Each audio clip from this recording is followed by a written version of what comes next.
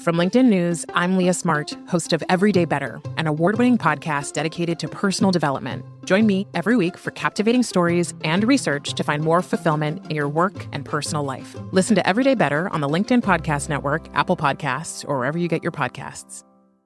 From LinkedIn News, I'm Jessie Hempel, host of the Hello Monday podcast. Start your week with the Hello Monday podcast. We'll navigate career pivots. We'll learn where happiness fits in. Listen to Hello Monday with me, Jessie Hempel, on the LinkedIn Podcast Network or wherever you get your podcasts. Hey everyone, and welcome to our Throwback episode. In our Throwback episodes, we are reintroducing you to some of our most popular episodes. This is great for new listeners who want to learn more about the work we've done in the past, and it's a great refresher if you've been a listener for a long time. Enjoy. And so in today's interview, I'm interviewing my good friend, John Halverstadt.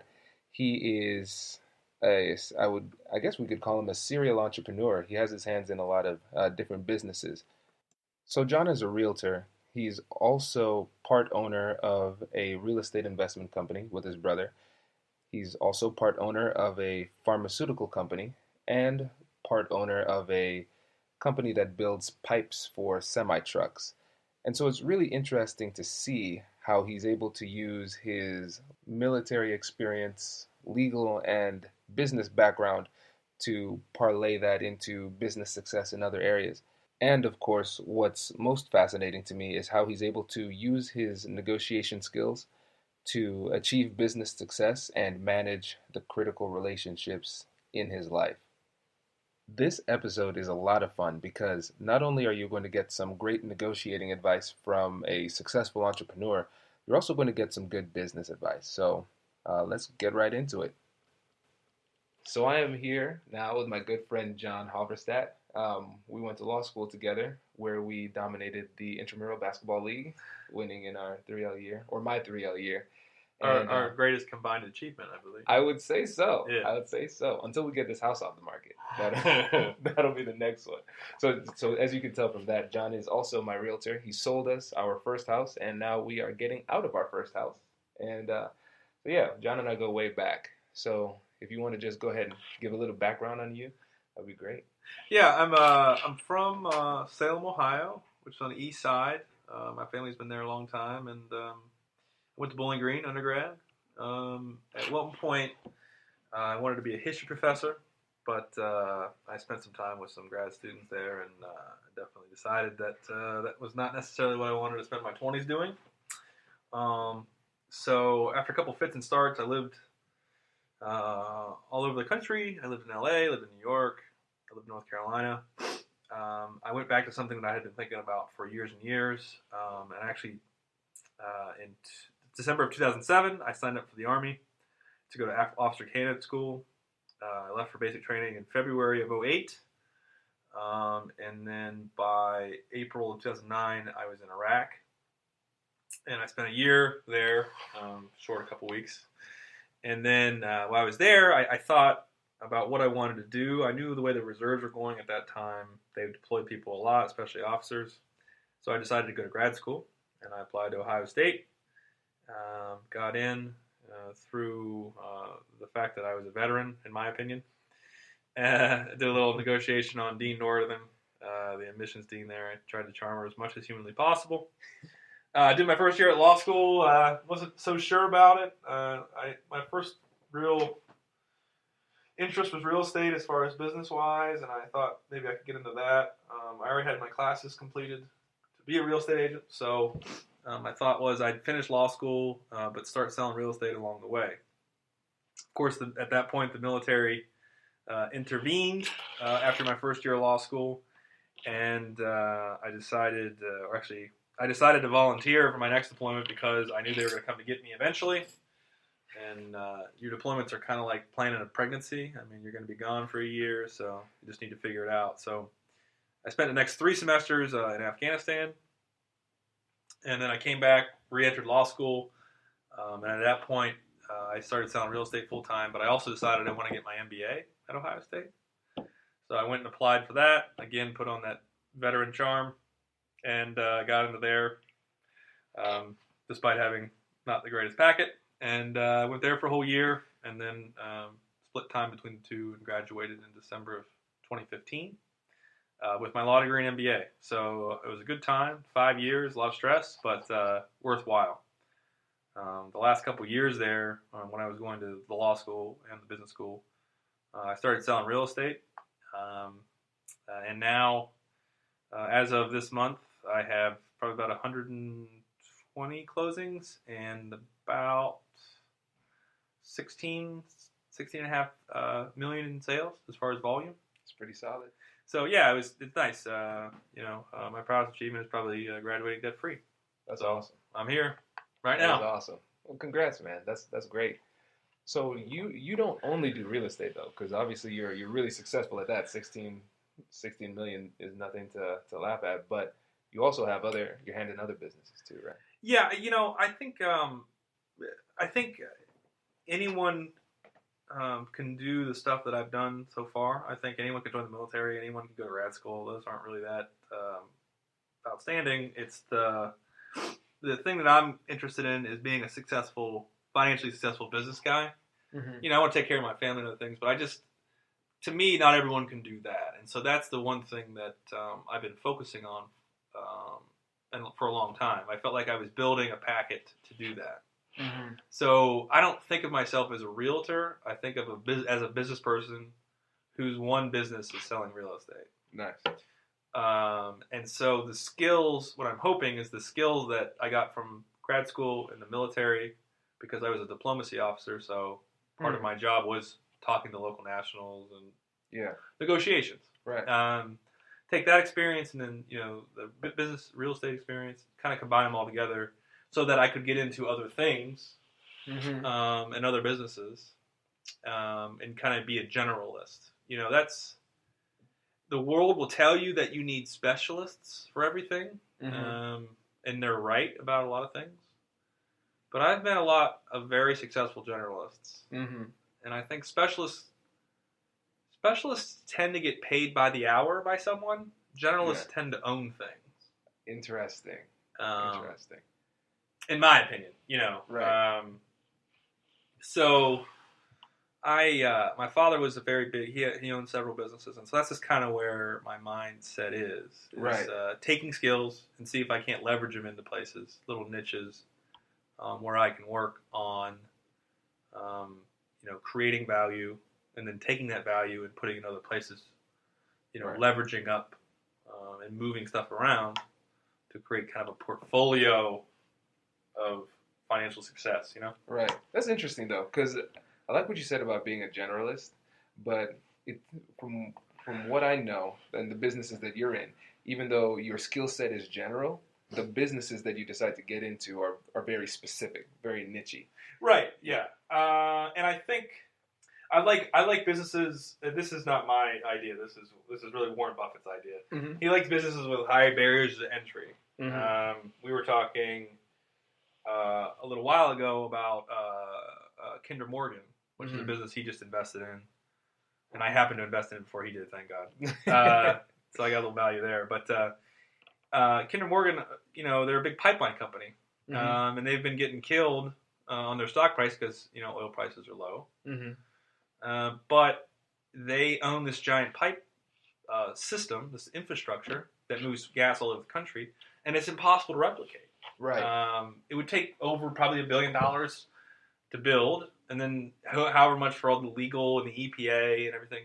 Mm-hmm. So even though what they're moving right now as far as gas is not expensive and their rates are down, they are untouchable. I mean, you can't necessarily get into competition with them. Right. And so with what I'm thinking about and doing over the last couple months and years as I try to spread my wings a little bit further in business, I'm trying to find those kind of niches where it's hard for people to compete with me or my partners on stuff. Right. So. Okay, so what kind of businesses then, other than the real estate, have you found yourself in?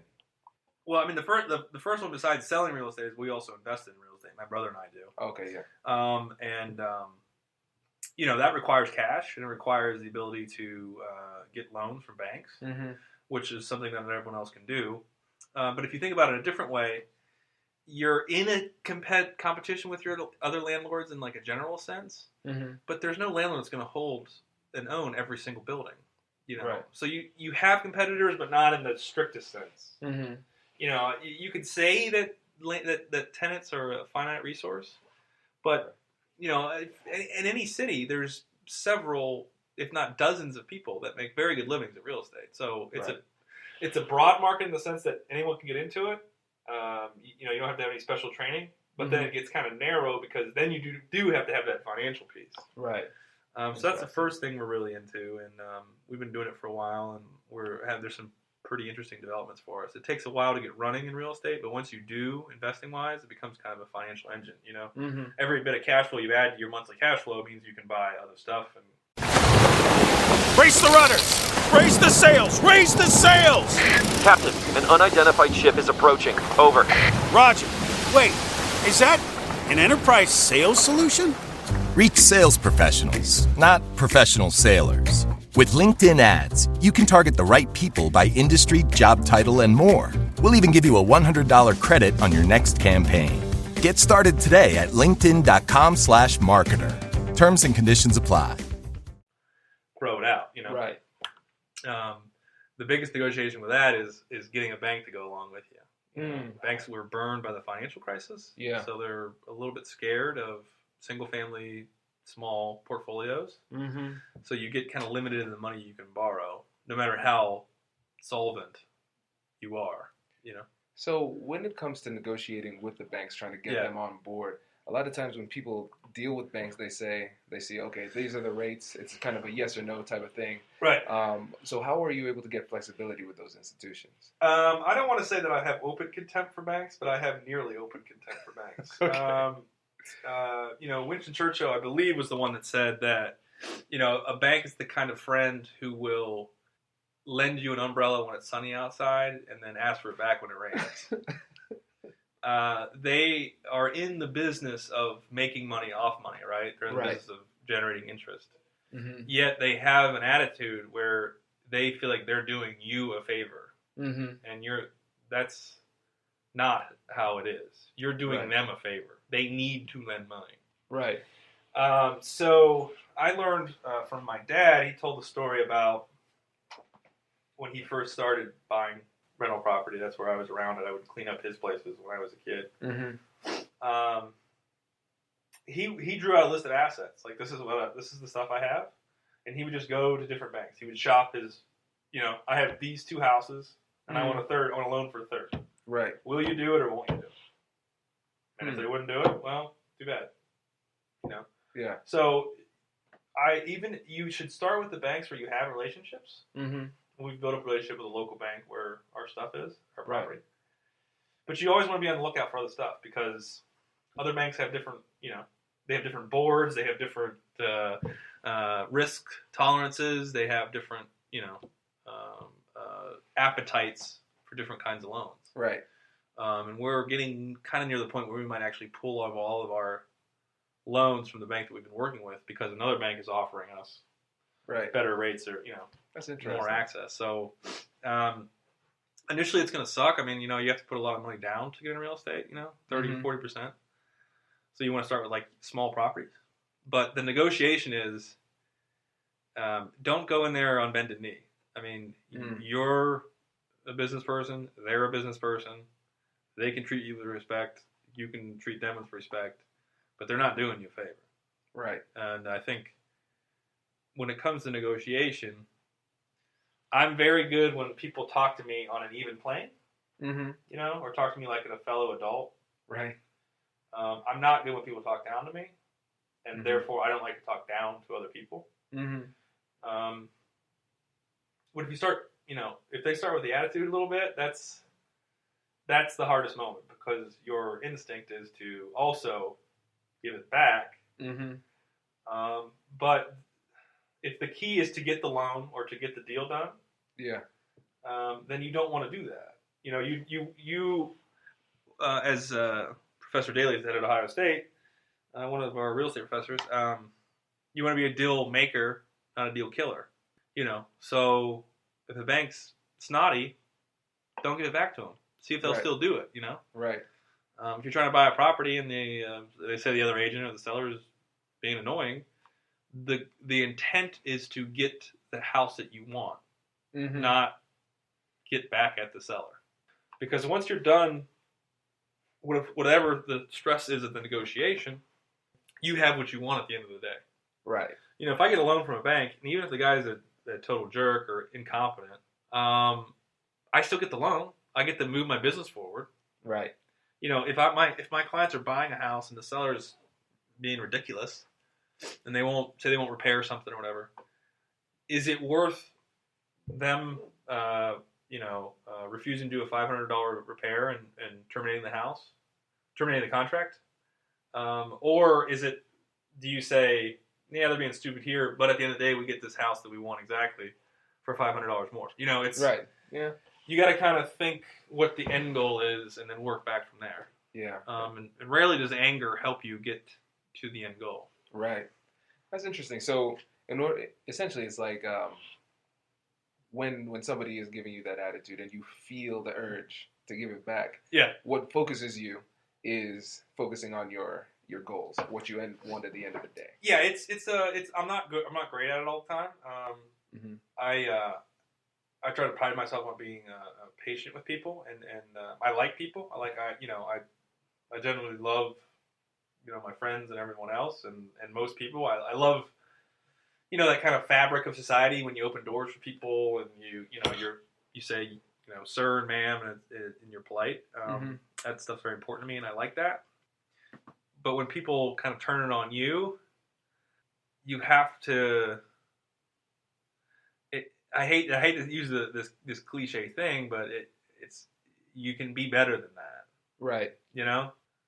Because at the end of the day, you're getting the house that you want or whatever you're getting, and they move on, and they're still going to be miserable. Right. Like there's no reason to match their level of misery. Anger is just misery manifesting itself in some way. Like no one's just naturally angry. They're miserable about something. Right. They're a bureaucrat that hates their job, or their spouse owns their life, or there's always usually something to make people bitter. And you don't have to match them. Right. I sometimes a little perspective helps. So sometimes I'll say when someone's negotiating hard, or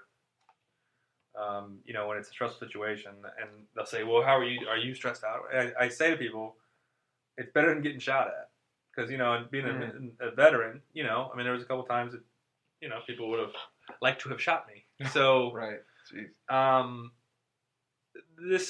There's nothing here that's that severe, So yeah, they want to beat me up over $500 or whatever.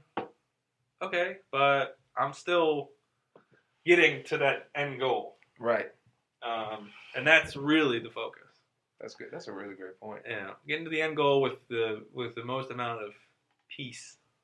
The most amount of peace in your gut. Because that's where the stress to me goes. When you get stressed out, it's down in your gut and you feel it roiling. And you're just angry. You can just go around it. You're angry? Okay, whatever. Well, here are the actual facts. Here's the reality of what we need to get. And just go around, Right. That's good advice. So how do you use negotiation and dispute resolution in your other businesses? Because I think it's pretty obvious with real estate. Yeah. But, yeah. So we've got this, we have like a little manufacturing company that makes a certain kind of hose that's used for semis. And we're kind of struggling to get it up off onto its feet. It's already had sales and it has like a volume, but it's not like grown like we were hoping. But we've got a subcontractor that makes the hoses for us, and they've been making them for us for years. And it's just a lot of back and forth. And in the military, when I was in the military, like as an officer, you have a lot of NCOs, your non-commissioned officers. They're enlisted folks that work their way up in the ranks. Most of them are super capable. But some of them are a little more, construction foreman types, a little more blue collar. And they're used to speaking their mind pretty bluntly. And at times they can be make themselves or make you aware of how they feel about something in a very direct way. That's a nice way to say it. Yeah. So, how do you motivate a guy like that, or how do you not control, but how do you get a guy like that to do his job? Well, to me, again, you don't want to match his anger and intensity. Mm-hmm. You want to follow through on your end, so he knows that you're not just hot air and fluff. Because those people like that have a real detector for when you're full of it. Because there's the guys that talk a big game, and then there's the guys that actually are out walking the patrols. Right. And so the same with this business. If our people, maybe they aren't the, they might not have graduate degrees and college degrees and everything, but they do sense who you are and what you mean. So how do you keep them happy and motivated? You try to follow through with what you say. You want to, you don't want to overpromise, underdeliver. Mm-hmm. You want to speak directly to them, And I think a lot of it, to me, negotiation is being responsive. If a guy in any business calls me and I don't call him back in 2 days, then what am I doing? Right. And social media and email and these electronic communications, they're a crutch in a sense. They help us in one sense and they hurt us in another sense. Mm-hmm. There are so many conflicts that would be ended if people would just get on the phone or meet in person. Mm-hmm. I like that point. So in your experience, can you kind of give an example of when somebody wanted to engage in like online or maybe email when it should have been more personal communication? Yeah, I mean, it happens with other realtors all the time. It also happens. I'm thinking about. Another business I'm working with. We're trying to get into this space where we're a veteran-owned company, like I'm a veteran, mm-hmm. and we're trying to contract with the government on some stuff. Right. And there's a certain office within the government that kind of controls this. Mm-hmm. And they're having a conference, and I wanted to go to the conference to like present ourselves because it's huge to get face-to-face contact again. Absolutely.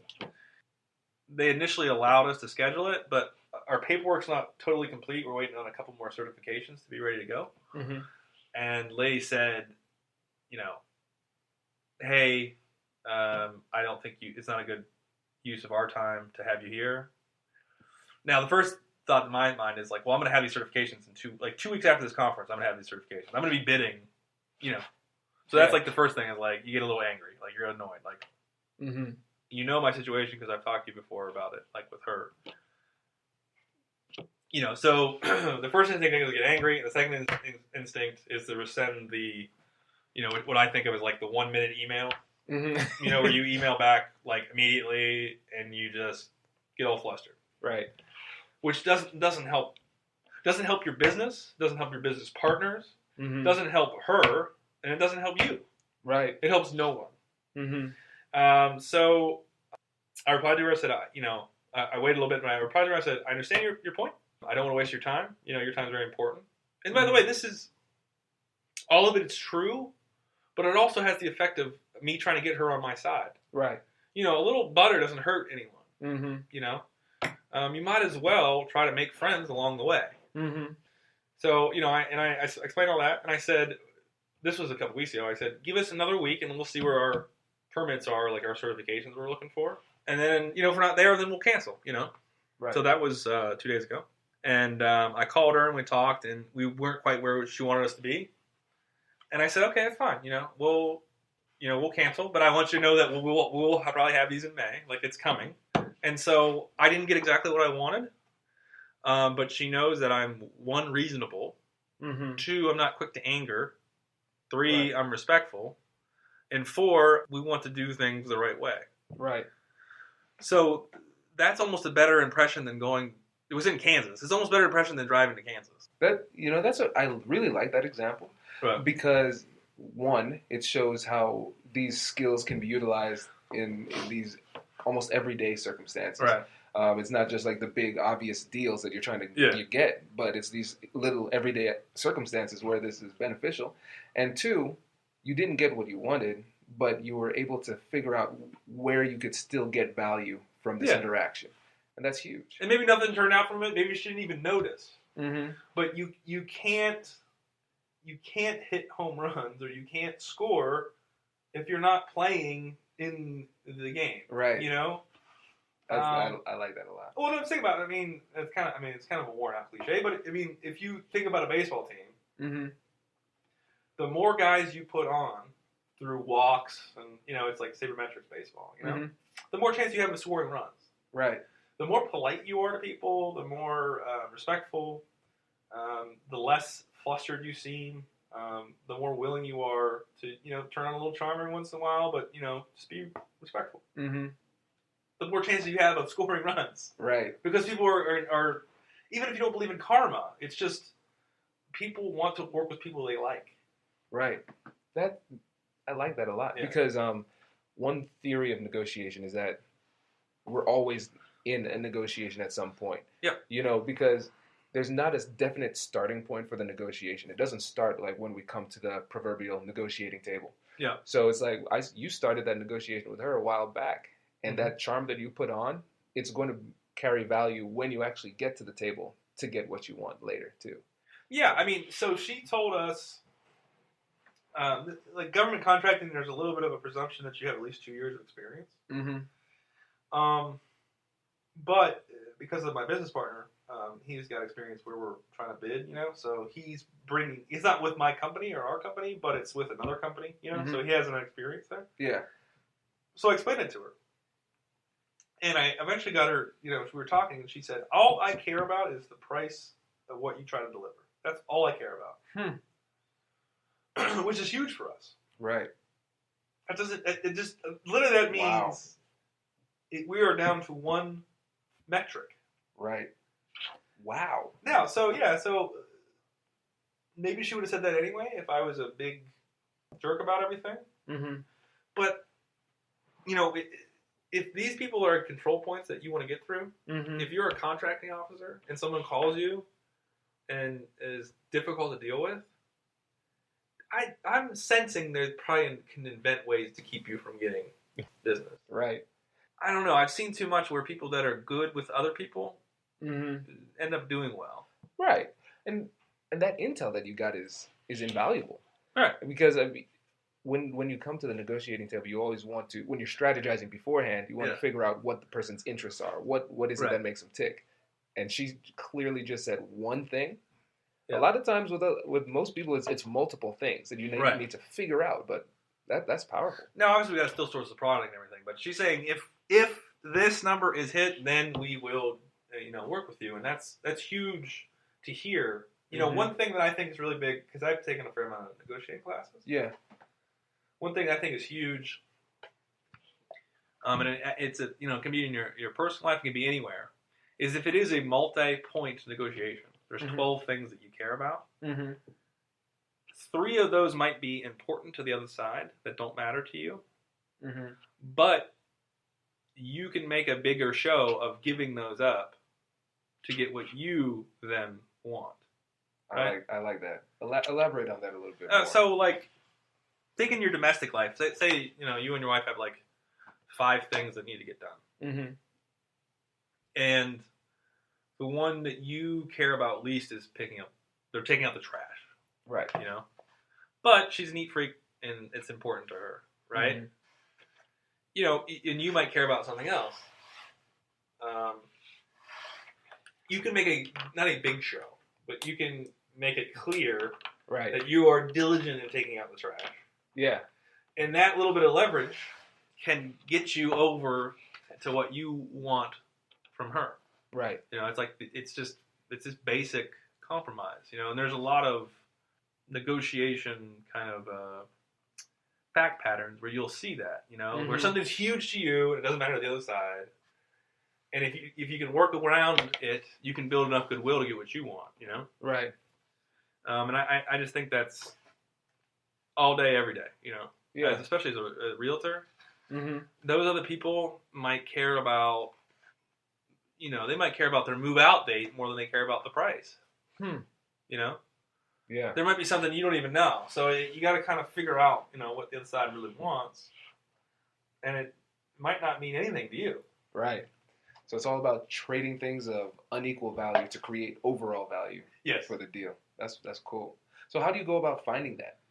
I mean, we can talk about like in the real estate sense because it's probably the one that everyone deals with the most. Mm-hmm. You got to kind of do your research about what is trying to be bought or sold. Mm-hmm. If I am looking at a very hot neighborhood at a very hot property, that frames what I know the other side is looking for. Interesting. So let's say I'm the buyer. I'm the buyer's agent. And I have clients that want to buy in a very hot neighborhood. Mm-hmm. And this house comes to the market. And every house in this neighborhood is sold in 1 or 2 days. Mm-hmm. I know by experience that listing agent, the one that's selling the house, they're going to want a clean offer, which means not like a bunch of weird terms, we want the blinds and, we want to move in 75 days. Or when you see sometimes is our contract is contingent on us selling our own home. Mm-hmm. They don't want to deal with that. They want a clean offer. They want to know that in 45 days this house is going to close. Right. Interesting. Least amount of stress on their side. Mm-hmm. They're going to want. I focus on getting the whole packet of paperwork together to send over immediately, because that other agent doesn't want to chase me down for paperwork. Mm-hmm. They want the least amount of stress there. They want to know that the packet is complete, and it also makes us look professional. Right. As a like here's our property disclosure, here's our agency disclosure, here's our contract, here's our pre-approval letter. Here is every single thing you need to complete this contract today. Right.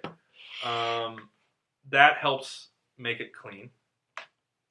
And then, you're not put. It depends on how hot the market is, but you got to come ready to buy.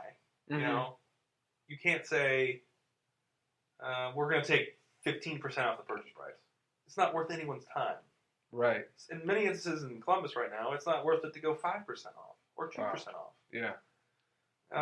You gotta come out firing. Mm-hmm. Now on the other side, if the market's not as hot, then it's a different framing. You can ask for some more stuff. You can have a home sale contingency contract. You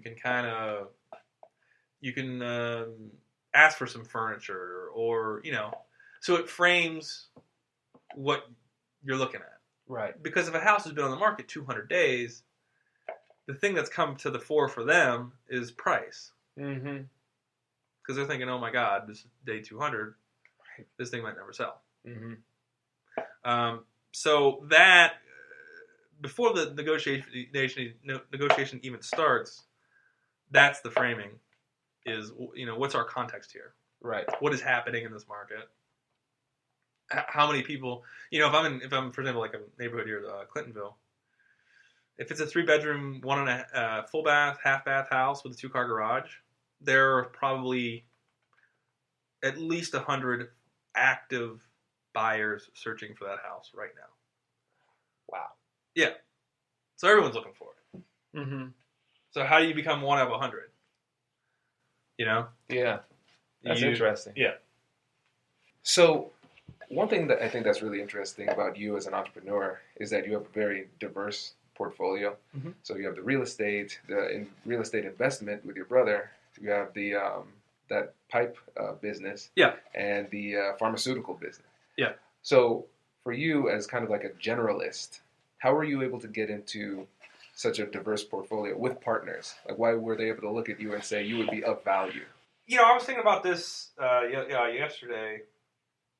I don't think I have any strong skills, really. I'm not really good. I'm not good at Excel.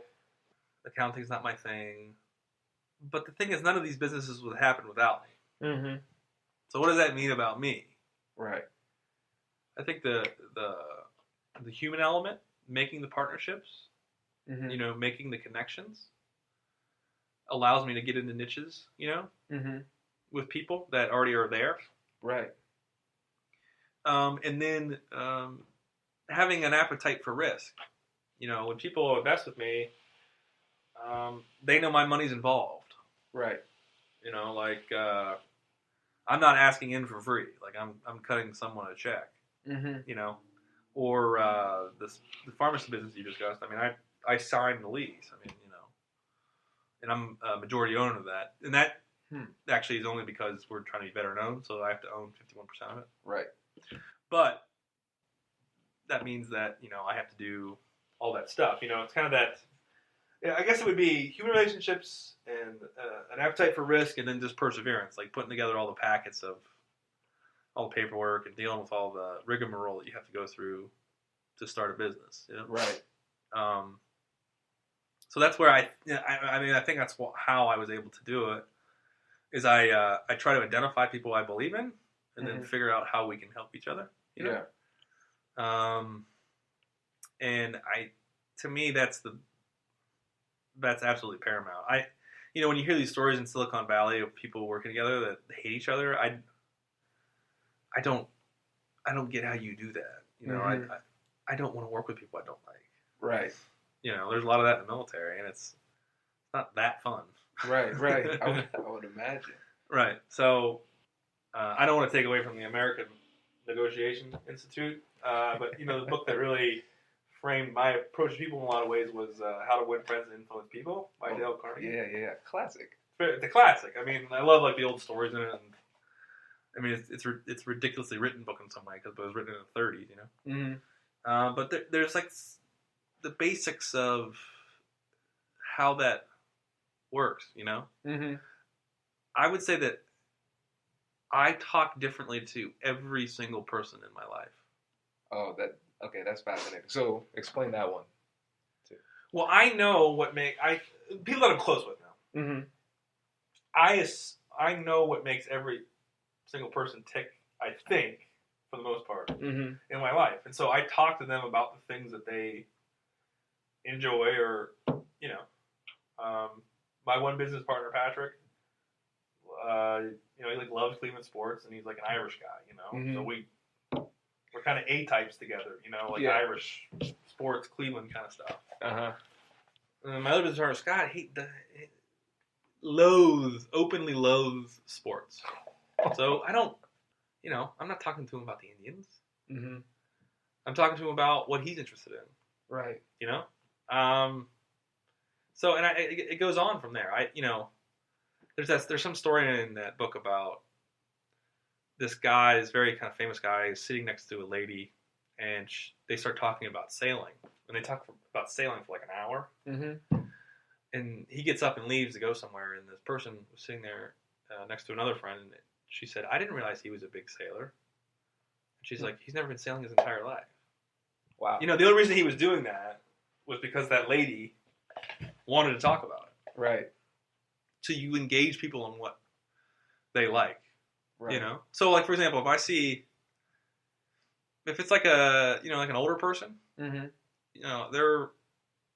They came from an era of America where there's a little more respect and politeness, mm-hmm. if you will. Yeah. So I make sure that they understand that I respect my elders, mm-hmm. and I let them know how I feel about it, and generally people respond to that, Right. You show them respect.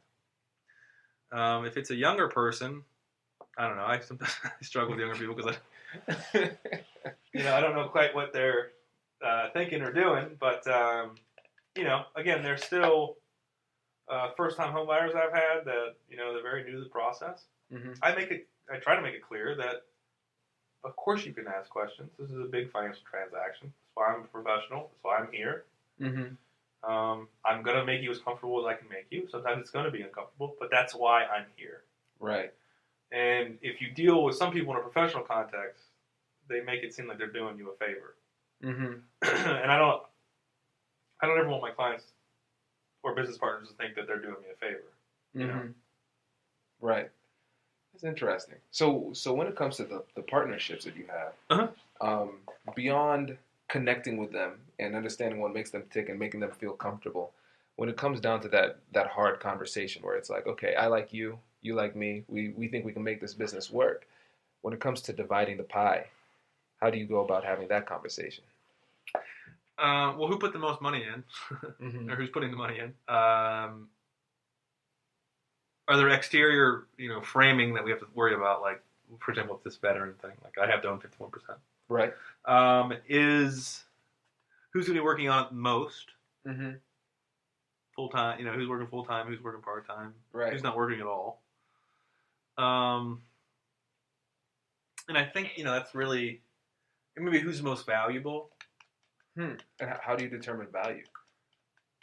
Well, if you're starting an auto shop Mm-hmm. with a mechanic, and you're outside money, right? Mm-hmm. There's probably a good chance the mechanic's going to ask for a little bit of a promote over what he put in. Right. He's going to ask for more than his financial share. Yeah. Because the business doesn't exist without him. Mm-hmm. So that's value. Like if he walks away, then you're done. Mm-hmm. So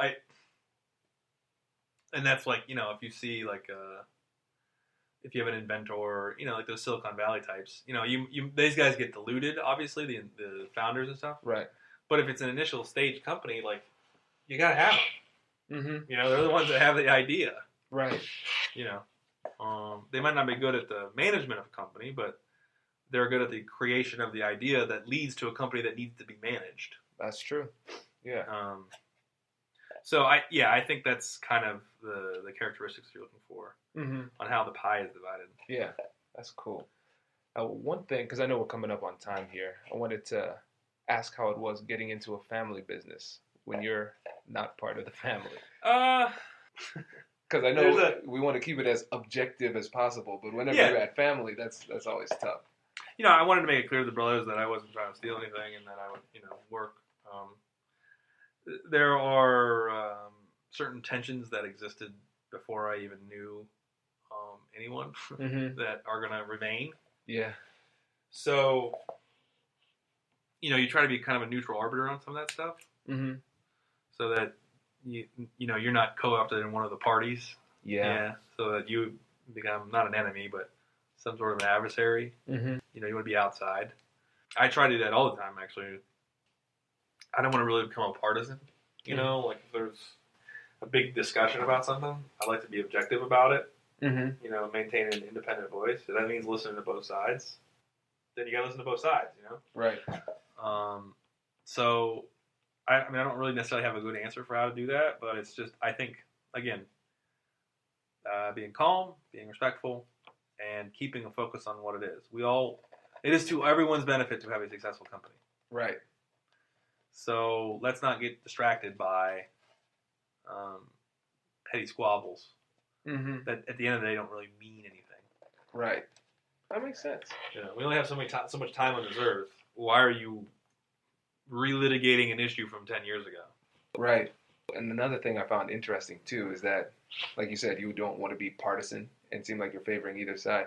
And a lot of times when we utilize these dispute resolution skills, it's not a situation where you're directly involved. Sometimes you have to be that third-party mediator to make the situation livable for everybody.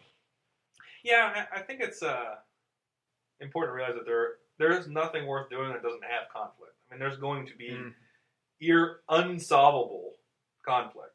Yeah. I don't. I think there's this mediation is very important, but sometimes you're just going to go to war, man. I mean, you're gonna, and so how do you kind of pick those spots wisely? How do you keep that from not ruining what you've got going on overall? And it's kind of going through that process I've talked about, where you be calm and you think, objective about what's going on, and you try to remain respectful. But sometimes there's going to be no perfect solution. To me, it's the solution that gets us across the finish line. Right.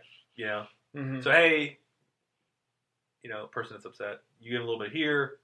Person that's upset, you give a little bit here. You might not be happy, but instead of stopping, we're moving forward. Yeah. And in most cases, except politics, that usually works. Right. You know. Right.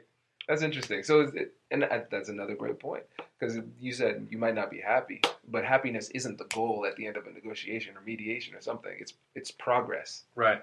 Moving forward. That's cool. Okay, so let's end with this. If you had one tip to give to entrepreneurs about negotiation or dispute resolution skills, like what would it be? Like what was one of the things that was key to you? One tip. How long is it? Is it allowed to be a compound sentence? Yes, it can be a No. compound sentence. I would say the one tip that I have is to assess what the end result that you're looking for is. Mm-hmm. So assess what the end result is, and then have that frame everything else. So think of your target end date. Mm-hmm.